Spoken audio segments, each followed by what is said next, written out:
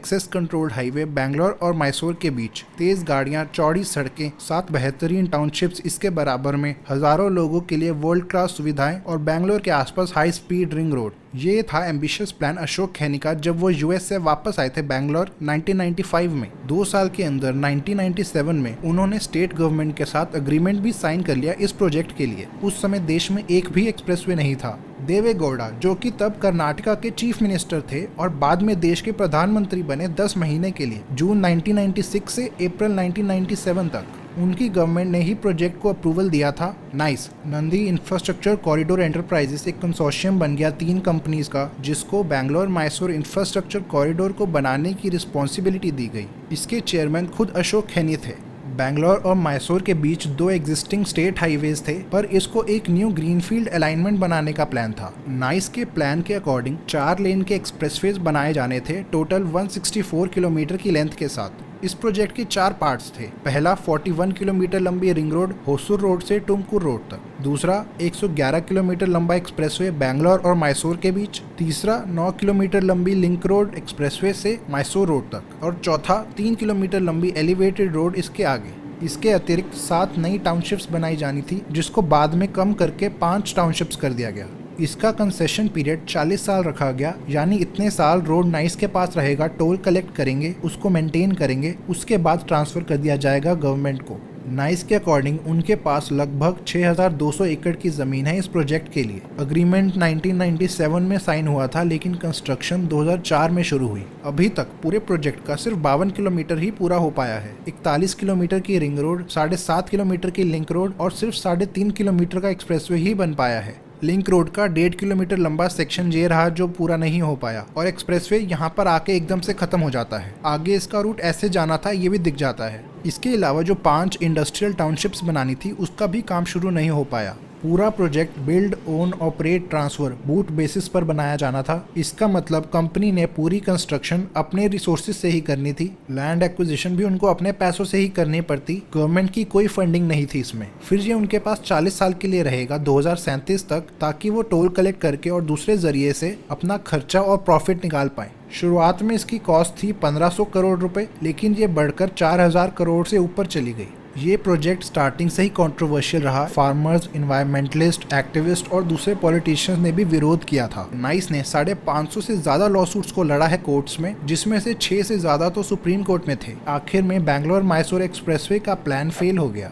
हजारों पेड़ काटे जाते, 8 लेक्स डिस्ट्रॉय हो जाती और 1500 फैमिलीज को डिसलोकेट करना पड़ता बिना किसी रिहेबिलिटेशन प्लान के। इसके अलावा स्टेट के टॉप पॉलिटिशियंस के ऊपर हेराफेरी का आरोप लगा लैंड एक्वायर करने के लिए। लगभग 7000 एकड़ की जमीन एक्वायर करते समय फार्मर्स को पूरा कंपनसेशन नहीं मिला। कई पॉलिटिशियंस ने नाइस पर आरोप भी लगाया कि उन्होंने एग्रीमेंट का उल्लंघन किया है। इनमें सबसे आगे थे पूर्व प्रधानमंत्री देवे गौड़ा। नाइस के हेड अशोक खैनी और देवे गौड़ा के बीच ये युद्ध काफी साल चला। दोनों ने एक दूसरे पर करप्शन, बैकस्टैबिंग और ग्रीड का आरोप लगाया। इस झगड़े के बीच एक्सप्रेसवे और टाउनशिप्स नहीं बन पाई, सिर्फ रिंग रोड पूरी बनी और लिंक रोड आधी। इसकी डिटेल्स ये रही। रिंग रोड 41 किलोमीटर लंबी है, जो आधा लूप बनाती है बैंगलोर के सदर्न पार्ट में। 4 लेन्स वाइड है और फ्यूचर में एक्सपैंड करके 6 लेन्स की जा सकती है। टुमकुर रोड से शुरू होती है और इलेक्ट्रॉनिक सिटी में खत्म होती है, जहां ये होसुर रोड से मिलती है। ये NH48 का भी पार्ट है। 7 एंट्री एग्जिट्स हैं: electronic city, Bannerghatta road, Kanakapura road, Mysore road, Magadi road और टुमकुर रोड में।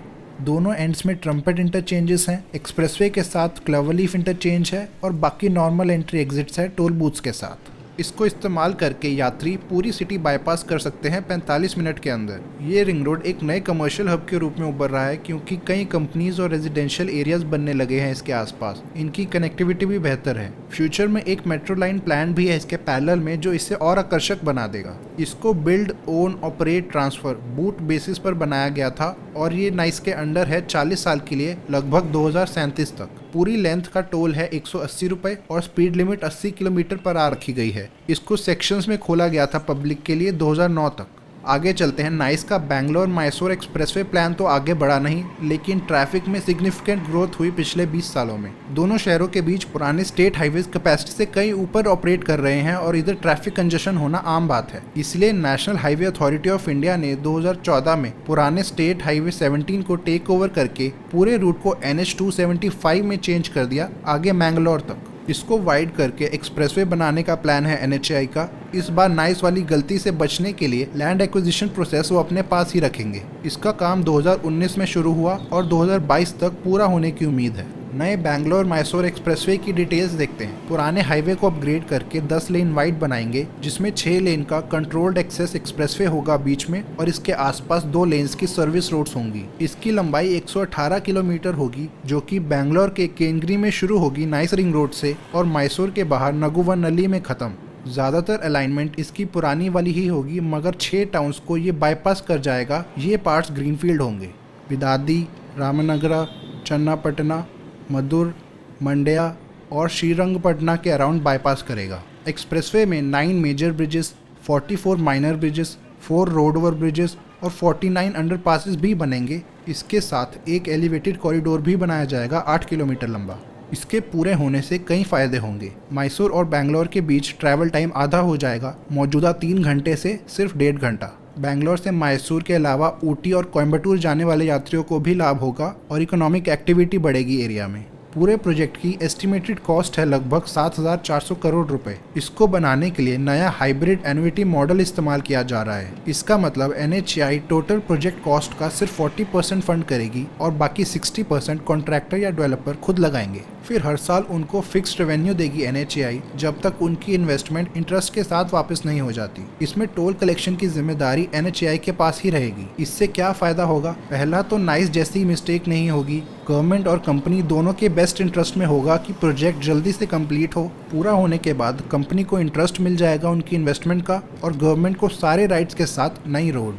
NHAI के अकॉर्डिंग 85% लैंड एक्वायर कर लिया गया है और लगभग 40% कंस्ट्रक्शन वर्क भी हो गया। इस सदर्न हाईवे को भी वाइड किया जा रहा है कनकपुरा तक। प्रेजेंट में 2 लेन से बढ़ाकर 4 लेन का बना रहे हैं। एक नया प्रोजेक्ट भी अप्रूव किया है कर्नाटका गवर्नमेंट ने। ये है 65 किलोमीटर लंबी peripheral ring road. Nice ring road से कनेक्ट करते हुए फुल सर्कल बनाएगी ये बैंगलोर में टुमकुर रोड से होसुर रोड तक। बेलरी रोड और ओल्ड मद्रास रोड से भी कनेक्ट की जाएगी। ये तीसरी रिंग रोड होगी बैंगलोर की नाइस रिंग रोड के साथ। पहली 2 हैं इनर रिंग रोड और आउटर रिंग रोड। इससे ट्रैफिक फ्लो इंप्रूव होगा सिटी में और पोल्यूशन भी कम होगी। IT हब्स और केम्पेगौड़ा इंटरनेशनल एयरपोर्ट के साथ साथ व्हाइटफील्ड, सरजापुरा, वर्थूर और होस्कोट जैसे रेजिडेंशियल एरियाज में भी कनेक्टिविटी बढ़ेगी। इसमें 8 लेन का कंट्रोल्ड एक्सेस एक्सप्रेसवे होगा और इसके दोनों तरफ 4 लेन्स की सर्विस रोड्स। 9 एंट्री एग्जिट्स होंगे पूरे रूट में और इसमें 5 फ्लाईओवर्स, 4 अंडरपासेस और 5 रेलवे ओवर ब्रिजेस भी प्लान्ड है। इसकी ज़रूरत इसलिए पड़ रही है क्योंकि आउटर रिंग रोड पहले से ही काफ़ी कंजस्टेड रहती है और अपनी कैपेसिटी से ऊपर ऑपरेट कर रही है। इसमें हर रोज़ 10,000 से ज़्यादा ट्रक्स पास करते हैं, जिसमें से कई बैंगलोर को बाईपास करते हैं। इसकी लंबाई 65 किलोमीटर है और इसको 1990s में इन्हीं रीजन से बनाया गया था। पिछले 20 सालों में सिटी में काफ़ी ग्रोथ हुई, जिससे इसके आसपास रिबन डेवलपमेंट बढ़ी और शहर में गाड़ियों की संख्या भी। 2010 से बैंगलोर में सालाना 10% से ज़्यादा व्हीकल ग्रोथ रेट रही, जिससे आज 42 लाख से ज़्यादा रजिस्टर्ड व्हीकल्स हैं इधर। आउटर रिंग रोड पर 10 हाईवेज आकर कन्वर्ज होते हैं, 5 नेशनल और 5 स्टेट हाईवेज। इसके अलावा इंटरनेशनल एयरपोर्ट को HAL से देवनाहल्ली में शिफ्ट कर दिया गया था 2008 में, तो उससे भी इस रोड का ज़्यादा इस्तेमाल होता है। इन्हीं सब कारणों से एक नई रिंग रोड की ज़रूरत पड़ी। आधा सेक्शन तो बना दिया था नाइस ने, तो इसको तो पूरा करना ही था। 17,000 करोड़ रुपए से ज़्यादा की इसकी एस्टिमेटेड कॉस्ट होगी। इसके मीडियन को थोड़ा वाइड बनाया जा रहा है ताकि फ्यूचर में अगर मेट्रो बनानी पड़े तो इधर जगह हो। इसके लिए लगभग 33,000 पेड़ काटे जाएंगे। इससे 10 गुना ज़्यादा पौधे लगाने का भी प्लान है। कर्नाटका गवर्नमेंट की बैंगलोर डेवलपमेंट अथॉरिटी BDA इसको बनाएगी हाइब्रिड एन्युटी मॉडल को इस्तेमाल करके, सेम जैसे बैंगलोर मैसूर एक्सप्रेसवे बनाया जा रहा है। अभी इसकी लैंड एक्विजिशन चल रही है, कंस्ट्रक्शन शुरू नहीं हुई। ऐसी और वीडियोस को देखने के लिए सब्सक्राइब करें। Thanks for watching.